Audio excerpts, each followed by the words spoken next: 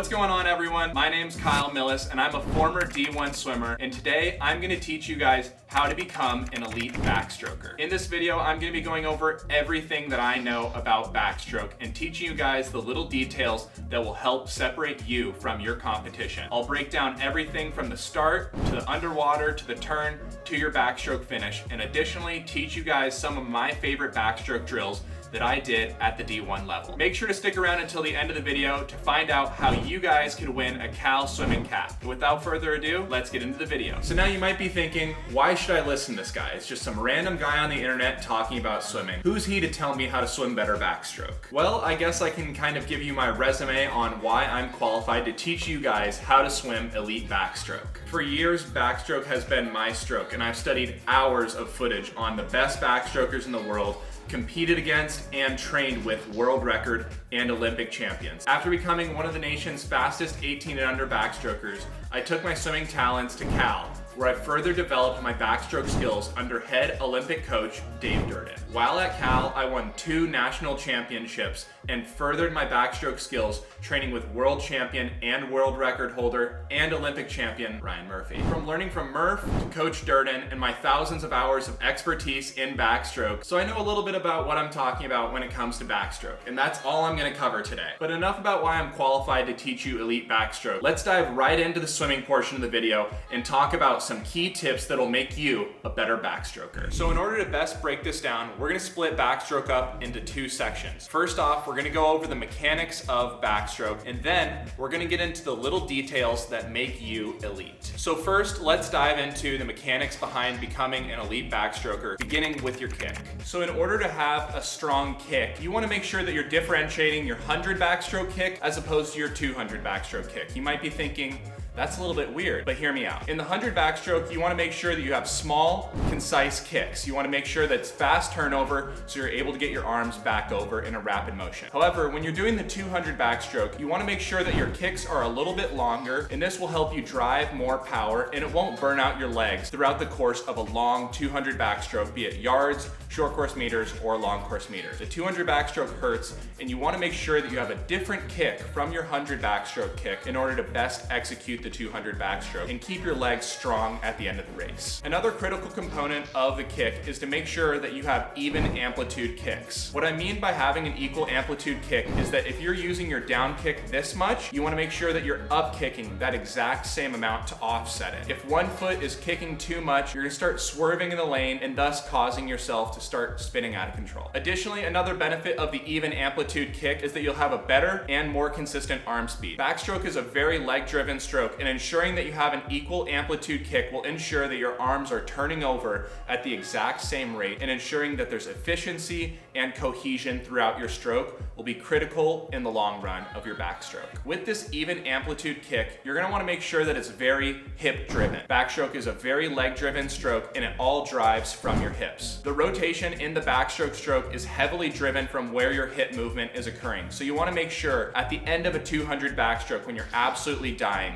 and your arms won't turn over, that you're focusing on that hip speed. Just really moving side to side will drive a stronger kick for you coming home at the end of your 100 or 200 backstroke when you can feel nothing in your arms. Next up, we have arm positioning, something I struggled with my entire backstroke career. With strong backstroke arm positioning, I was able to severely cut down my risk of injury in my shoulders because I wasn't crossing over. Additionally, since I wasn't crossing over in my stroke, I was staying more straight in the lane and thus becoming faster. People in backstroke would think that your arm positioning is seriously just right here at 11 and 1, when in reality, the best backstroke arm positioning is rather in between 9 and 3 and 10 and 2. Yes, I was very surprised until I tried swimming out at what I thought felt like 9 and 3, and my coach showed me a video after it, and I was swimming perfect backstroke with my arms exactly where they need to be. You want to make sure that your arms are positioned at a proper point where you're able to engage your catch, push through, and get right back into it. If you're crossing over in your backstroke stroke,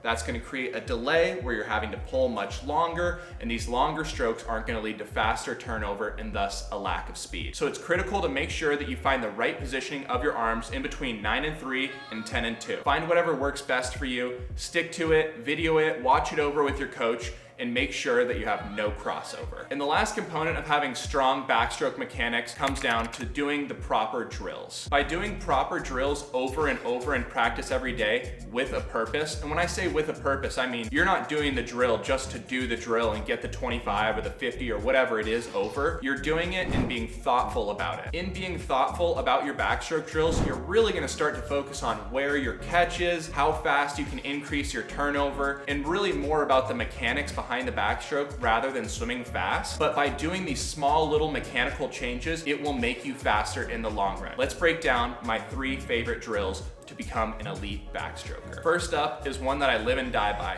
2-2-2. That is 2 right arm strokes, 2 left arm strokes, and then 2 full cycles of backstroke together. This really helps you focus on where you're entering with your right and your left arm, and then the speed that it takes to get through and then rotate your arm all the way back through before doing another motion. Then by doing the pull on both sides of your body, you're able to put it together and have 2 clean strokes. So the next drill I'd recommend for all backstrokers is double arm backstroke. I really like to use double arm backstroke to really feel the power in my catch, then exit with my thumbs up, rotate my hands so that when I'm entering the water, it's my pinky that's slicing the water and I'm coming right back around to a quick recovery and catch. Double arm backstroke is probably my favorite drill. It's super easy, but make sure that when you're doing it, you're being mindful about how you're swimming. If you want to do it super lazily, you just keep throwing your arms back and you're not really going to get a bunch out of this drill. So make sure you're being mindful about where your hands are entering, the catch,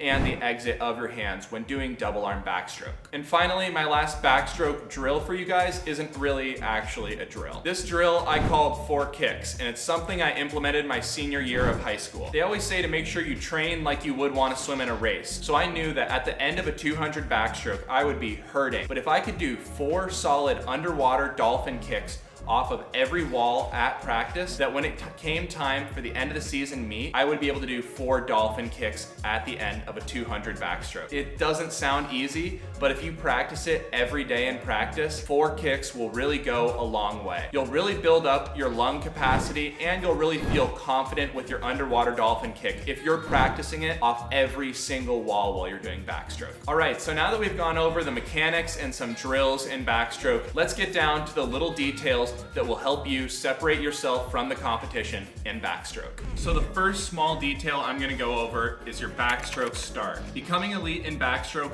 starts from the moment the race starts. So first off, we're gonna focus on your backstroke start. When I'm doing a backstroke start, I like to make sure that my feet are shoulder width apart, as you can see right here. By having my feet shoulder width apart, it helps me get the most power out of the push off of the wall and ensure that I'm entering the water with the proper streamline position. The next thing you wanna do is make sure that your spine is in line with your head. You don't want to be hunched over when you're doing your backstroke start. Rather, you want your spine and your head all to be in one line. The next part of the start is to make sure that you're not the first one up when the official says, take your mark. If you're the first one up, you're gonna be the first one holding the ready position and you're gonna be the longest person holding it there. Additionally, you don't wanna be the last one to go up, as if you go up too late, the officials will start the race or DQ you. I think the perfect person to look at is Ryan Murphy. He does a great job of not being the last one to go up, but exerting the least amount of muscle usage before the actual start of the race. When the race starts, make sure to push from your legs and not just do a back flop. You really wanna be driving most of your start from your legs. Have your hands come around from the starting blocks, get into a perfect streamline, and have your hands enter in the same hole that your feet enter through. The next component is underwaters. When it comes to pushing off the wall and getting into your underwaters, there's 2 ways of thinking in backstroke. There's either the checkmark swoosh, where you go down and then elevate before coming back up, or just the straight push off the wall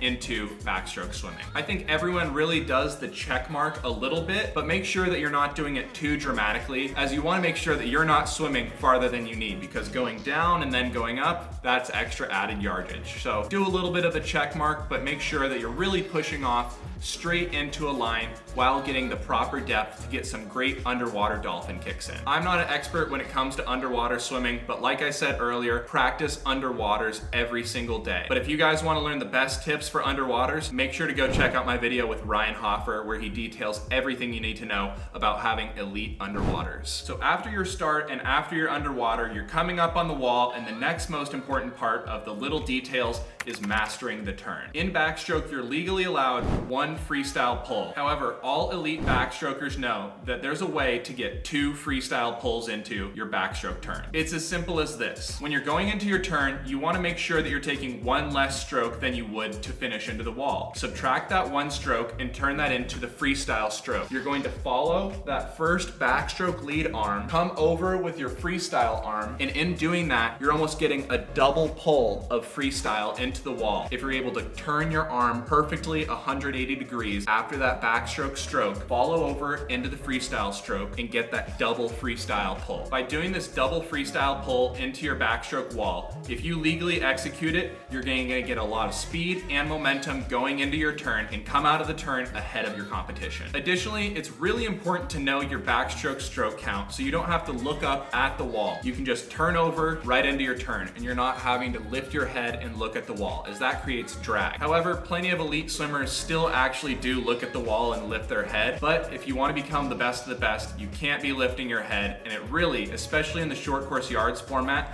will pay dividends for you if you know your stroke count. When coming over on the turn, you're going to want to make sure that you can get into as tight of a ball as possible and have good heel speed, meaning that your heels are moving at a fast velocity going into that wall. When you hit that wall, you're almost not gonna wanna plant your feet against the wall. Really just get your toes against the edge of the wall and push. Never become flat-footed against a wall, as that's slowing you down. Seriously, all you have to do is hit the wall with your toes and push off. Push off at the correct angle so you're not doing too big of a check mark and not pushing right back up to the surface. You wanna make sure you're getting a couple underwater dolphin kicks in there. And the final detail of becoming elite at backstroke ends with the finish. When you're coming into the wall, you're gonna wanna know your stroke count. And on that last stroke, before you reach back and touch for the wall, you're gonna wanna kind of do a half stroke. So 1, 2, half stroke, and you want to tuck back and reach for the wall. In doing this, you're going to want to almost flick your legs up so that you're getting almost a little bit of a dolphin kick going into the wall. However, it's imperative to make sure that one physical part of your body is always out of the water and that you're not submerging on the finish. If you're submerged in the finish, you're going to get a DQ. So a lot of backstrokers will like to flick their feet at the end so their feet are sticking out and they're fully submerged underwater touching. The really critical component of this is making sure that you're not taking a long